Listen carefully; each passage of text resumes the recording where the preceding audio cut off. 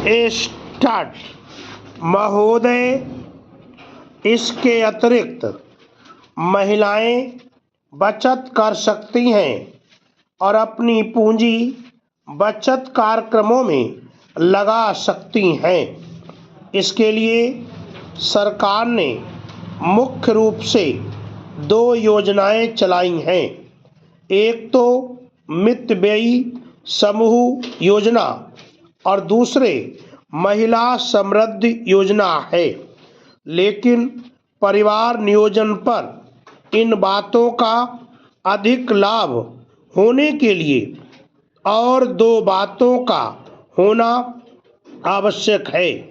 एक तो महिलाओं को इस बात का अधिकार हो कि वे अपने बल पर बच्चों की संख्या का चयन करें और दूसरे पुत्र का होना परिवार और समाज में आवश्यक न समझा जाए। अभी बीजिंग में होने वाली अंतर्राष्ट्रीय महिला सम्मेलन में महिलाओं के इस विषय पर चर्चा की जाएगी। इसके महत्व को कम करने के लिए और अधिक सामाजिक सुरक्षा योजना का चलाया जाना भी आवश्यक है, क्योंकि वर्तमान में लड़का ही माता पिता की देखभाल के लिए उत्तरदायी है। ऐसा होने से परिवार नियोजन की सफलता में सहायता मिलेगी। पैरा। हमारे यहाँ MCH कार्यक्रम का एक पहलू यह भी है कि इसका परिवार नियोजन कार्यक्रमों ने लाभ उठाया है।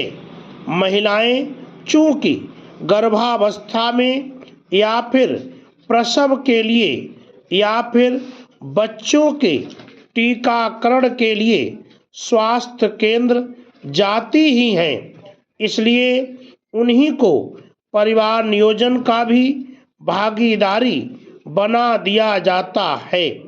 ऐसा करना सरल है।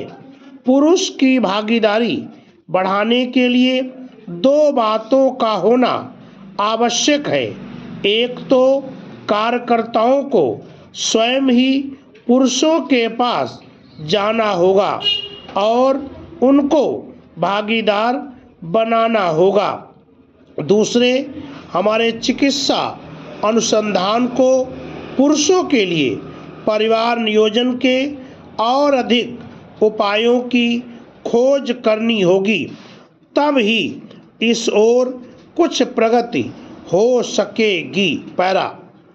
एक संतोषजनक बात यह है कि हमारे दूर संचार के माध्यमों ने काफी अंतराल के बाद फिर से पुरुषों की भागीदारी बढ़ाने के लिए विज्ञापन को अपने परिवार नियोजन विज्ञापनों में सम्मिलित कर लिया है।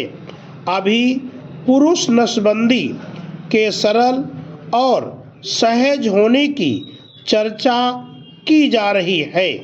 इसके बारे में फैली आशंकाओं के निवारण के भी प्रयत्न किए जा रहे हैं। इसके साथ साथ और भी बातें, जैसे लड़की और लड़के के अंतर को कम या समाप्त करने की बात, लड़के ना होने में महिलाओं के निर्दोष होने की बात इत्यादि बताई जा रही है।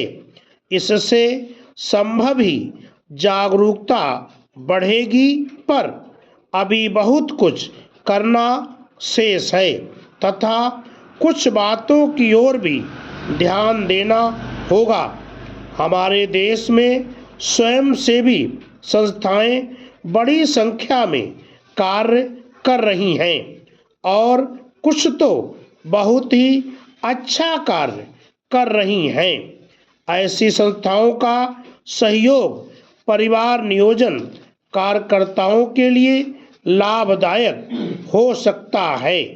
जहां पर संस्थाएं जागरूकता बनाए वहाँ कर्मचारी कार्यरत हो तो ऐसे सामंजस्य से अच्छी उपलब्धि हो सकती है। स्टॉप।